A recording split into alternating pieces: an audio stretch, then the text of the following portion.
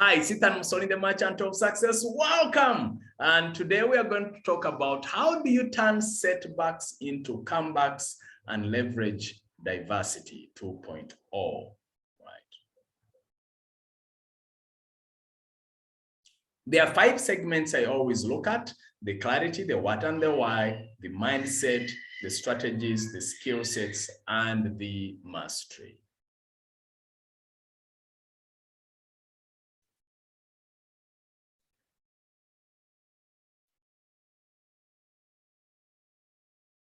So let's talk about clarity.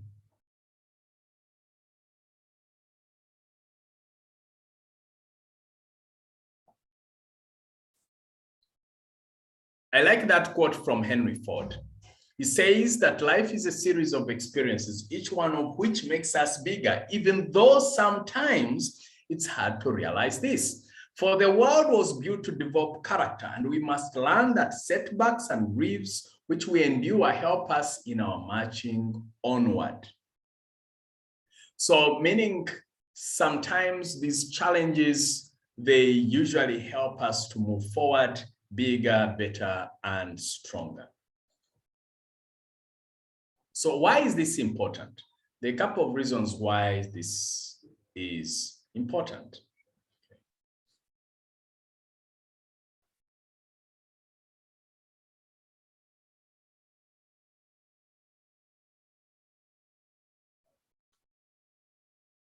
So number one is setbacks mold us. They also increase strength and toughen you up. There are things I went through when I was a child, which to me then were like setbacks, and yet for some reason they toughened me up. Setbacks are part of life, and therefore this skill is critical. So rich or poor, short or tall, big or small, in one way or the other, we go through setbacks. So you have to figure out a way to manage that. It also increases drive towards success, depending on how you look at it, depending on how you handle it. It makes success sweeter. What do I mean by that? So if you've gone through some challenges and then you overcome them and you're on top of a mountain, then it is so sweet. I've never done mountain climbing. It's one of the things I want to do as soon as possible. But I understand, I mean, it is such a challenging, journey. I have friends who have climbed to the top of Mount Rwenzori. I know that even the CEO of Uganda Tourism Board, who is a friend and a coaching client, also did that recently. And they tell me that, you know, it's quite, I mean, it takes days to get there. And I mean, by the time you're there, so the celebration is super high because of the different challenges you've gone through.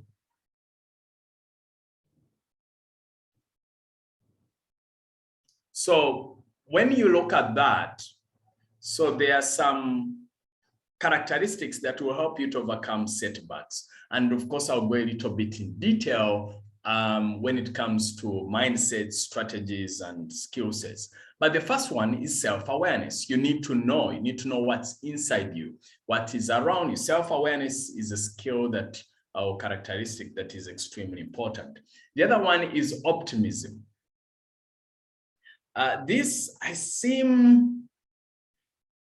I really don't know. If there is a DNA called optimism, then God dropped some in me. Because even amidst the most challenging of circumstances, even when I was a child, before I was exposed to this material, for some reason, I always had some hope. I always felt that something could happen. Somehow, somewhere, I had it in me. And then, of course, when I learned the value of being positive and all that, that compounded it. But I recall even when I was a child, I was like that. And so I can only attribute it to God that you know, dropped a dose, a very solid dose of optimism. It could be that God knew of what was ahead. It's like, man, I better drop some dose of optimism in this kid. Otherwise, based on what I'm seeing ahead, he's not going to handle. Thank you, God. So the key thing is, either way, you need to be optimistic. To know that tomorrow will be better. And that's always part of my faith, that tomorrow will be better. Resilience and thick skin. You need to build your inner capital. And what I mean by that is things might beat you. You know, people might say, you know, some challenging words. You need to develop some tough, thick skin, which can drive you forward, which can keep you going. Okay. You also need some strong problem-solving skills. So you need to develop that muscle of problem-solving in you and around you, because when there is a challenge, and the truth of the matter is, where there is a challenge, there is also an opportunity. Where there is a challenge, there must be a solution.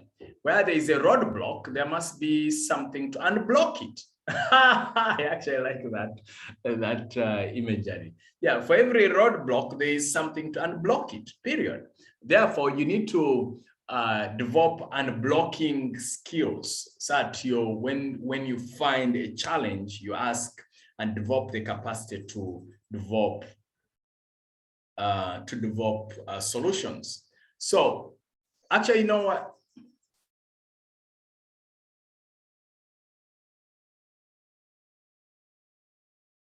Now, when I say build your inner capital, it means literally the inner resources. And when I say inner capital, it could be your capacity to be creative, your capacity to hang in there, the self-talk, for example. What are you telling yourself in moments of challenge? Are you able to keep telling yourself, no, I'll win, I'll keep going, I know I can turn this around? That's inner capital. So when we say capital, by the way, the capital is your head. That's where your capital is. And so it's how are you managing your mind? So you strengthen it. It's about the mental resources that you hang on to, or that you build to enable you to withstand challenges that might pop up. And part of that is what you keep telling yourself. You keep telling yourself positive stories, for example. So meaning you collect different positive stories that will keep you going down the road. That's an example of inner capital.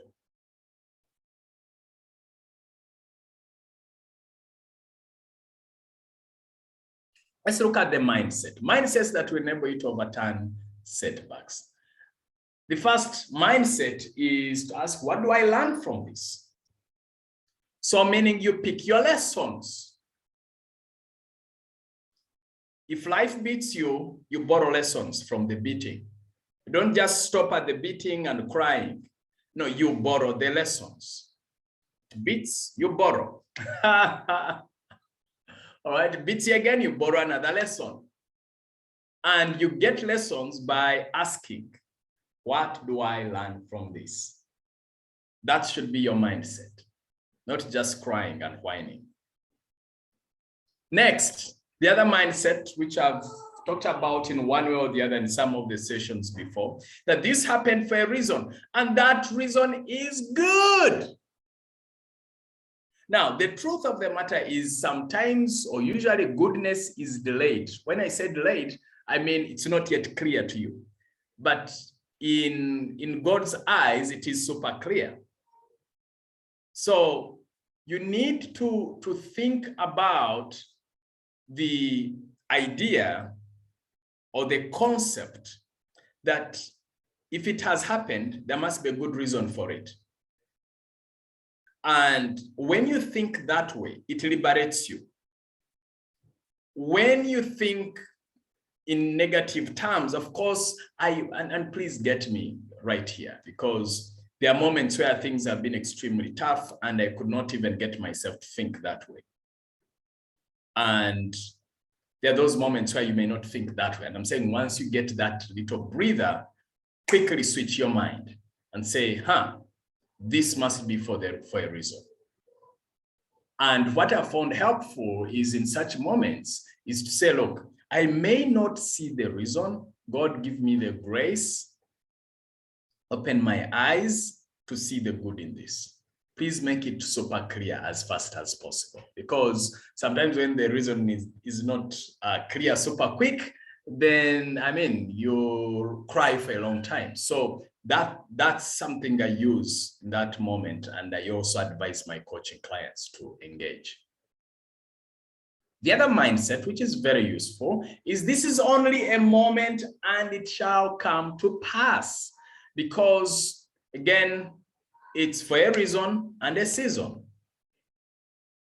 A reason and a season. Therefore, if it's for a season, that season is going to pass. Just the same way you may have a rainy season, then a dry season.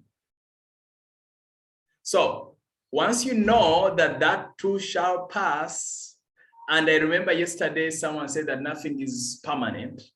And in life, indeed, life is always evolving. Life is always flowing. Therefore, things change in moments.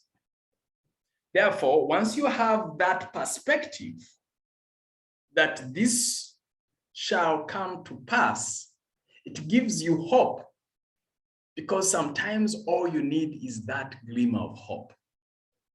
And even if you can't see it, you can think it. And if you can think it enough, finally you will have it and you will see it.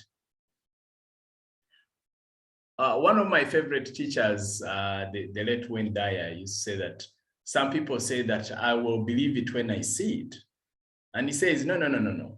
It should be the other way around, in that you will see it when you believe it. It's not about believing once you've seen. It's that you believe first, then you shall see. So, and what he was teaching us is to change perspective. And the perspective here is to have that perspective that it will pass. And if that's your perspective, then indeed it will.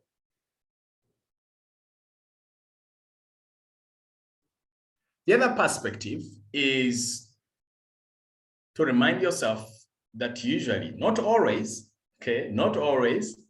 but sometimes, that there's no victory without a battle. Actually, let me change that, because sometimes there's victory without battles per se, okay?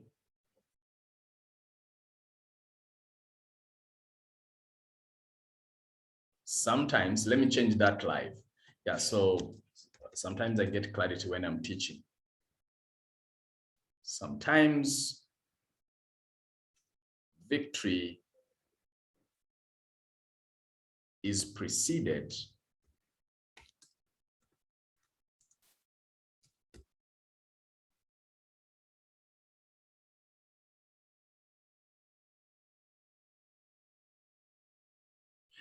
so sometimes victory is preceded by battles or battle. That's what happens. Because your victory over what? It's a victory over a challenge, victory over a blockage, victory over a mountain, victory. So your victory without, sometimes victory without a challenge or something, then it's not necessarily a victory. It was something that was predetermined or predestined or something like that. So victory, they are blocked. Can you imagine?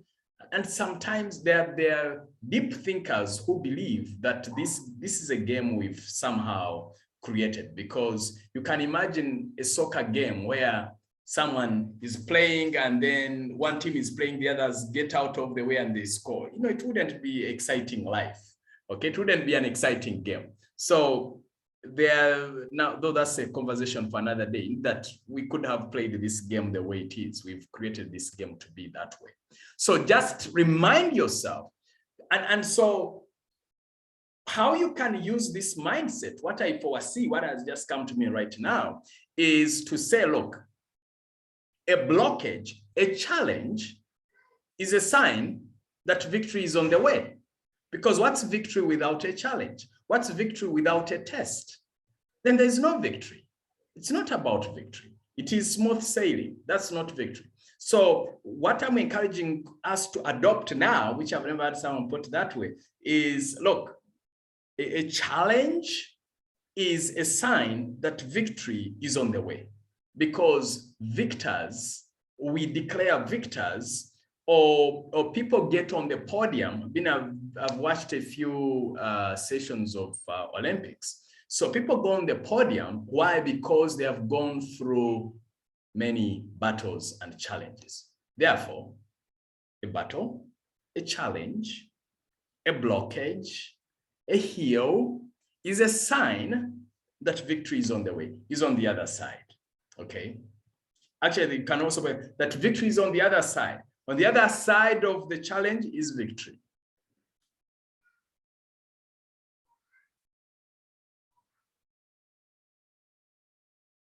The other mindset, which I use often, is how can I bounce back stronger?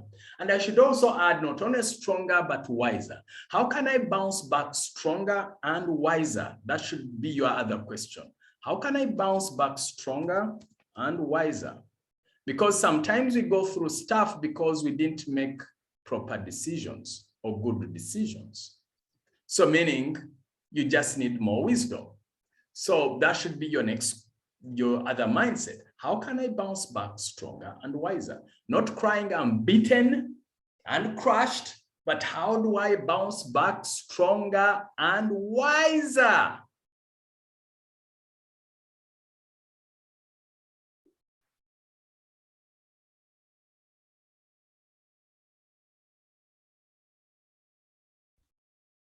Now let's talk about strategies. 4 practical strategies that can help you overcome setbacks.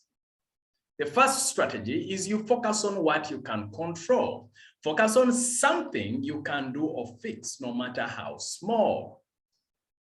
Break down tasks into manageable pieces, which we've talked about before. And if you need more details around that, check out, for those of us who are getting the recordings, check out the program on productivity and time management, and then complete them one by one. But let me talk about focusing on something you can do or fix, no matter how small. You see, everything, however massive it is, once you take off a small piece, it makes it lighter. This is what I mean.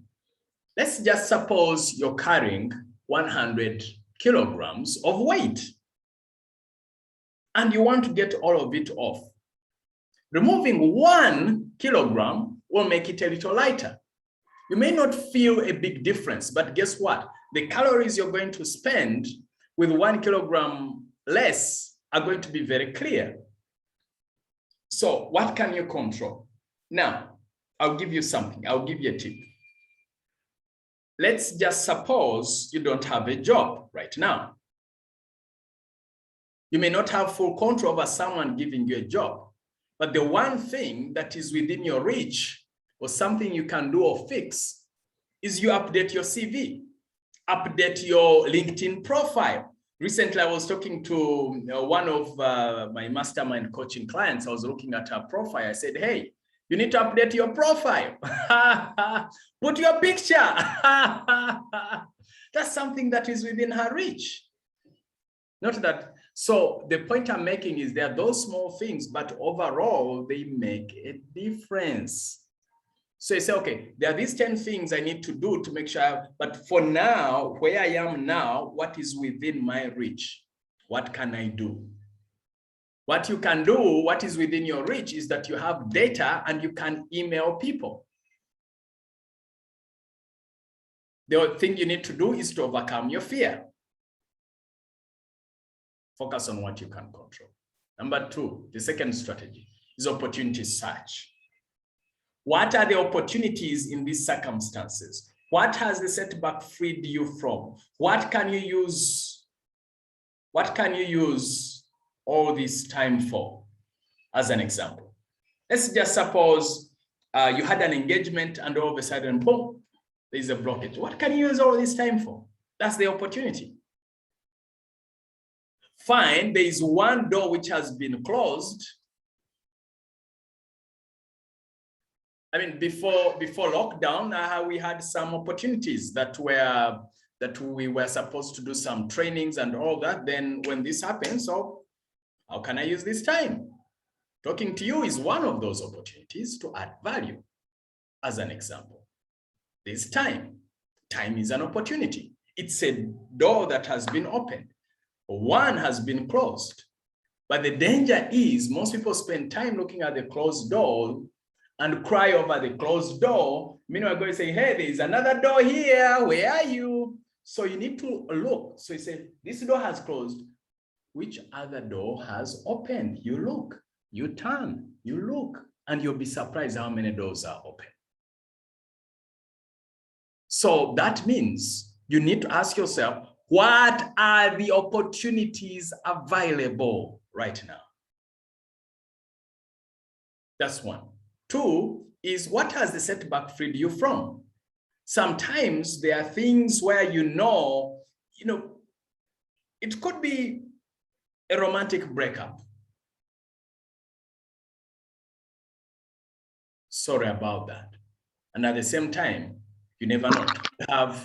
It could have set you free from being beaten up. It could have set you free from a bigger heartache. It could have set you free from losing sight of your bigger dreams. It could have set you free from settling for someone just handsome to landing a king or a prince. It could have set you free from just settling for someone beautiful to landing not only a beauty, but a princess or a queen. So what has the setback freed you from? And sometimes it could be that you are complaining about the job, how it is such a big stress. So God decides, let me free you from this stress.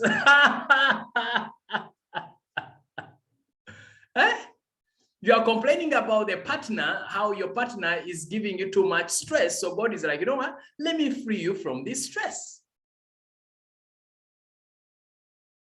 So you could be freed from something either created or uncreated, something real or unreal, something in the bigger scheme of things or not.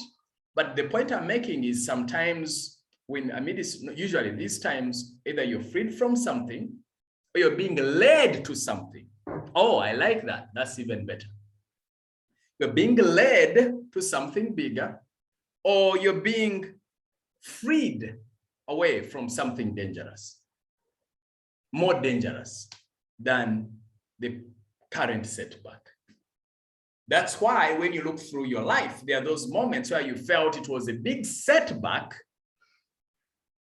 And then 2-3 years down the road, you're like, thank God that happened, because if that had not happened, I wouldn't have this job. I wouldn't have found this great partner. I wouldn't have created this great business. I wouldn't have. So you are being freed from something and being led to something. Actually, it's usually a twofold thing.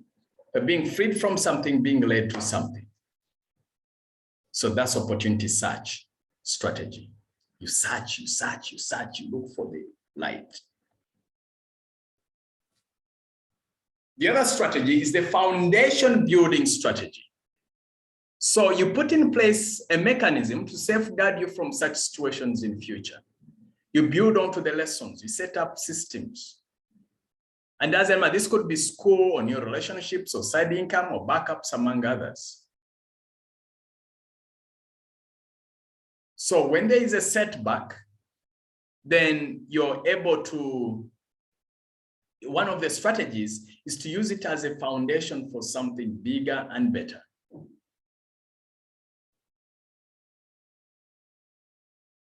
For me, I'll mention this as an example. This wasn't a big setback, but in one way or the other, for me, it was at the moment. So when we started working from home, I noticed power was disturbing. The internet sometimes would be slow, or the power once in a while it would go off, and then I have a meeting, and so I had to set up a foundation. I had to make sure that I have a power backup source. I also had to make sure that I find better or faster internet. So rather than cry and complain and whine about the setbacks, then I created a foundation.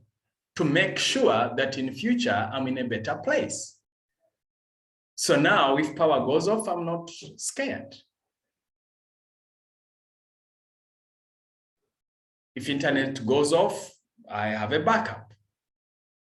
Or at least I know that I have a very reliable internet service.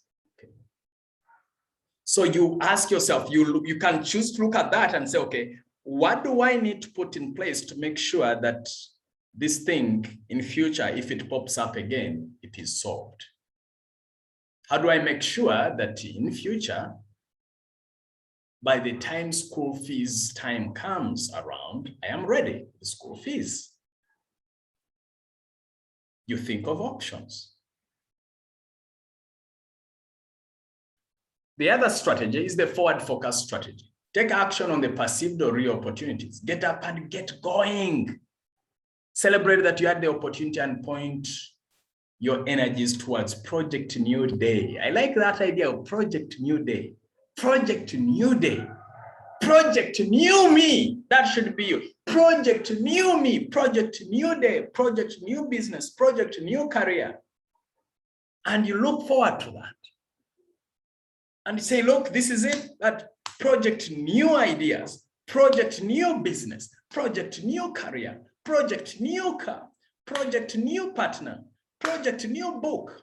Project New Phone. You look forward to a new day, a new experience, new results. But it's not enough for you to say it. You have to do something.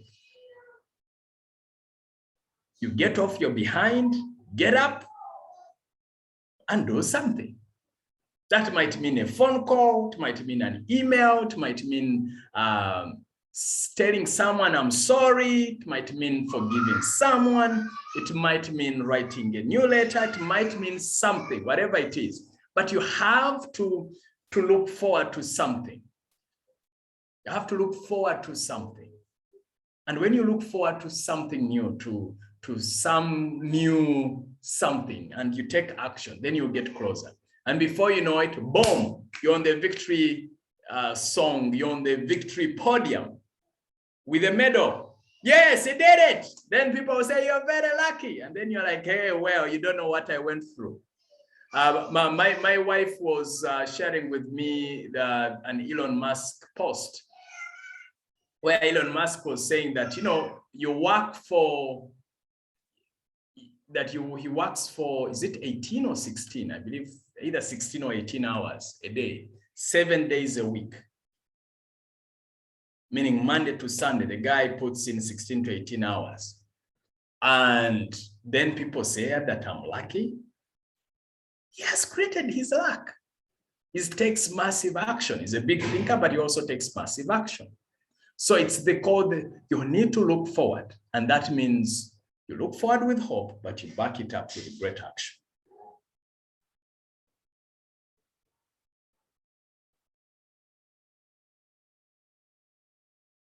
I like what Katie has just said, that her take home is life is about starting again. You start again indeed. And guess what? Every day is a new day. It's up to you to make it different. And Judy says, each day is a new opportunity. Absolutely. It's a new opportunity, depending on how you choose to look at it, depending on what you choose to take on. And when you do that, more amazing things happen indeed.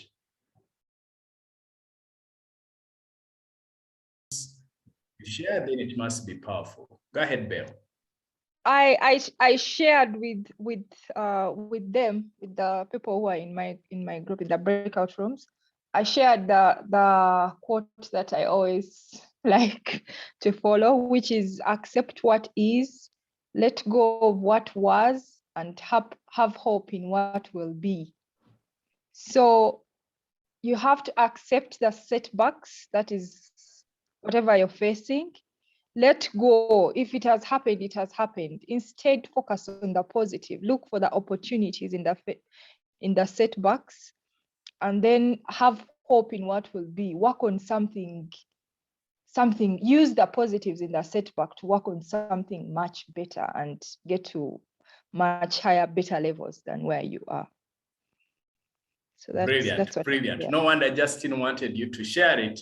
That's really, really powerful, and it summarizes a lot of big time concepts. You accept what is, let go of what was, and have hope of what could be. And brilliant. Thank you, Justin, for taking note of that, and also Belle for sharing with us that powerful insight. Yeah, that's one of the reasons I love these live events, because then rather than me just sitting in the room and record, which I did for version 1.0, here we are able to access even more wisdom from other people. Just a second. I want to see.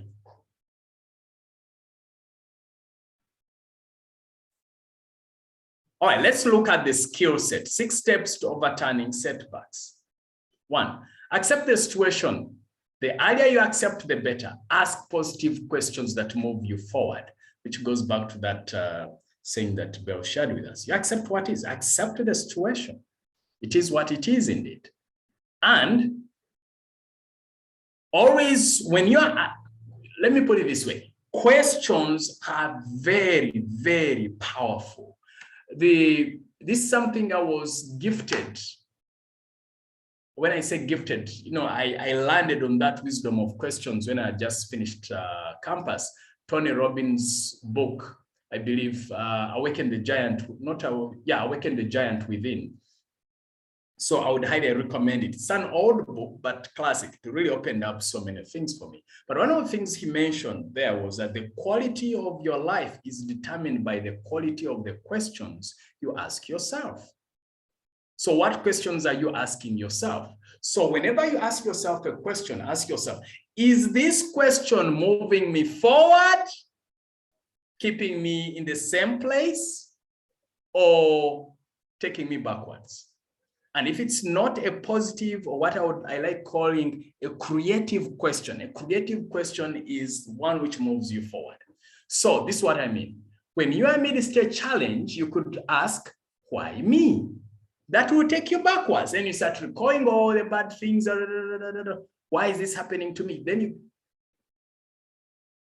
that's a destructive question. That's how I like framing it. A positive question is, how can I get out of this? How can I do this better? How can I get out of this bigger and stronger? That's a positive question that moves you forward. A creative question. I like using the word creative, but forward, I'm sure is something that all of us can relate to. Take responsibility and eliminate blame. Yesterday when we were, was it yesterday? No, either yesterday or yesterday but one, Mubarak was sharing with us how there were late returns, and he had an accountant who delayed. So the responsibility was put to him as the head of the business. And he said, I chose to go and study accounting. So meaning he took responsibility. I'm sure during that time, he must have blamed the accountant in one way or the other, because the accountant was supposed to play his or her job. But you see, the act of saying, let me go do accounting, that's someone choosing to take full responsibility, to be in charge, okay? To be in charge and say, yes, this I must do. Harriet says, my former boss used to tell us that a wise man asks, but a fool wonders. Wow, amazing. So what are you asking? And I should also add, a wise man asks creative questions. A wise man does not ask destructive questions. Thank you, Harriet, for sharing that. Take a step back and evaluate. In one of the sessions, I was talking about taking a retreat, but this is it. You take a step back and evaluate. Go away, take a walk, move somewhere, so that you get that clarity. Sleep over it. Just take a step back. Don't get drowned over the thing. Sometimes you could be in office, for example, you notice people are all overheated and they are quarreling and arguing and all that. Sometimes it helps for you to step out. There's a fire brewing at the office. You are one of the key decision makers. And one of the things you could do, one of the best gifts you can give yourself is step away from the chaos. Then you get perspective. Take a helicopter view. With a helicopter, you are get that bigger view. Talk about it, vent. So there are people whereby when they talk about something and vent about it, then they feel better. And they talk about something. I'm not that kind for some reason, I don't know why. But at least I know that when my wife talks about something, she tells me that she feels better. So that's one of the things that you can do if you feel that when you talk about something or a challenge that you feel it's out of your system, then and you feel better, then use it. So it's something that works for a big number of people. The other key is maintain a positive attitude. Be curious, don't be angry. I learned that when I was a training consultant with the British Council, in that, especially amidst conflict, our teacher then said, be curious, don't be angry. I wonder what's going on here. I wonder how come we are in this place. I wonder what the solution could be. I wonder what made him say that. I wonder what could be going on here. So you're just curious. You're not angry. You're curious, because when you're in a curiosity state, then you'll get some pointers. You'll get some ideas. Once you become angry, you block off your capacity to think and create solutions. But as much as possible, maintain a positive attitude. I train my daughters to, before they go to sleep, I give them certain affirmations to say. And one of those is, I think positive things and I speak positive things. So we were watching one of the games at the Olympics recently, like 2 days ago. So like one of the participants, one of the competitors fell down, and the commentator was say, oh, he's so unlucky. And then I had my daughter, who's 7 years, say, no, he's being negative. Everyone is lucky. No. Oh, and one of the affirmations, of course, she has is, I am always lucky. So I was like, oh, okay, the affirmations are working. They are part of her attitude now. So when she has, oh, unlucky, it's like, no, people are lucky. So one of the ways to maintain a positive attitude is to have affirmations. And this is something I'm testing out with my children. Again, I just have 7 years of experience in this area. I still have so much to learn. But at least I believe that for us who still have young children, we can get them to have positive affirmations, because a person like me grew up in an environment where I had lots of negative scripts.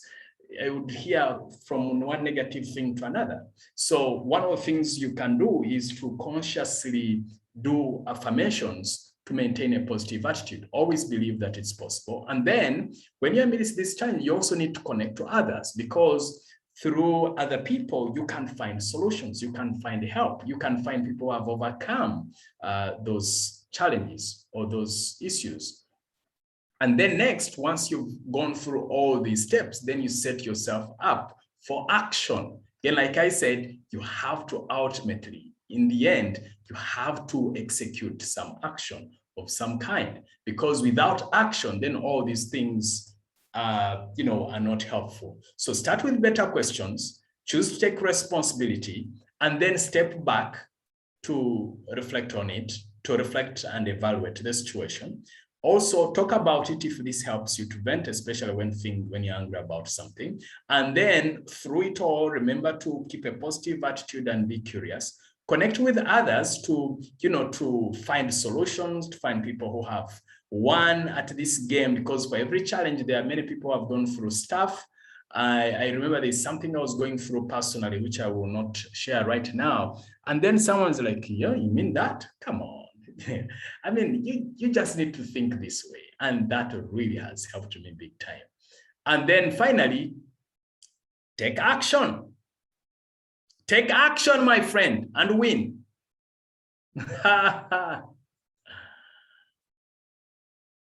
Hamza says, my tomorrow should be greater than today. Brilliant. Okay. And even better, you could even say, my tomorrow will be greater than today. That's an even more affirmative sense. I like that. My tomorrow will be greater than today. My tomorrow will be brighter than today. My tomorrow will have more opportunities than today. My tomorrow will have a better job than today's job. My tomorrow will have, wow, I like that. Thank you.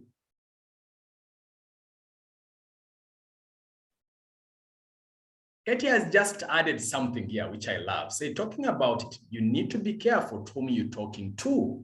Brilliant. Because if you talk to someone who is, say, negative or something, they might add even more coals or more pieces of wood, and then you're all fiery. Yes, brilliant, brilliant. I appreciate that addition. Yeah, so be very choosy to whom you talk to. Be very, very choosy. I agree, 100%. Thank you. All right, let's go to the mastery segment. So in this mastery segment, this is what I want you to do. You need to design a model that would have helped you overcome the biggest setbacks you experienced in the past. So you can either do that if you are not going through a challenge at the moment. If not, then you can design one, and I've given you pointers to, if you're going through a challenge at the moment. So use these models, use the skill sets and the strategies I've given you to design a model to handle that challenge now. If you are not going through one right now, reflect back and say, okay, given all this that has happened, what could I have done, okay, or differently? And one of the things, when looking back, most of the challenges where I've not fully succeeded, I feel like most of the things I somehow do them well. It's this connecting with others that I feel I've not fully harnessed. Okay, so this connecting with others, people with different perspectives. Usually when I have a challenge, I always have this thing of, okay, I'll figure it out. Like, oh, I'm smart enough, I'll figure it out. And well, being smart alone is not enough. There are people with different perspectives, different experiences. So this is an area I definitely feel I still need to grow in. I'm not great with this. Most of these other things, I feel like I would rate myself good. This, I would say, I would rate myself up until now quite poor at this. So I seldomly do that. So, and yet it's a powerful, powerful strategy. Whenever the few times I have, I've gotten benefit. Again, just the same way talking about it, you have to be careful. Also, you need to be choosy whom you connect with. Ideally, choose someone who is wiser, who is more experienced, or someone whom you feel has a cool head on their shoulders to give you guidance. All right, that's what I mean by connecting with others. Does the task make sense?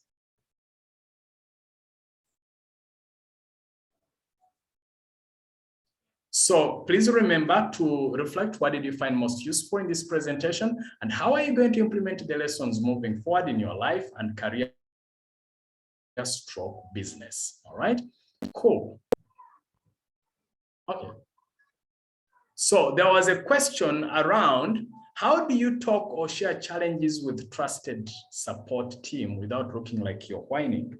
So the way you do that without whining, say, look, so number one, it depends on the tone and the language you use. So let's just suppose you're going through financial challenges. So rather than say, hi, you people, I am really tired of life. Things are not working out. Money, things are bad. They are this, why me? That is whining. Seeking for support is, ladies and gentlemen, I have made some decisions which have led me to be in this financial hole. This is what's actually happening. 1, 2, 3, 4 things. And I'm curious, if you are in my position, what would you do, or what sort of advice would you give me? Because I really need, I trust your advice, your wisdom on these matters. And then you shut up, and then you listen. And when you're listening, please do not be very judgmental and say, that one can't work. I don't know, just take in the information. Yeah, so that's how I would approach it.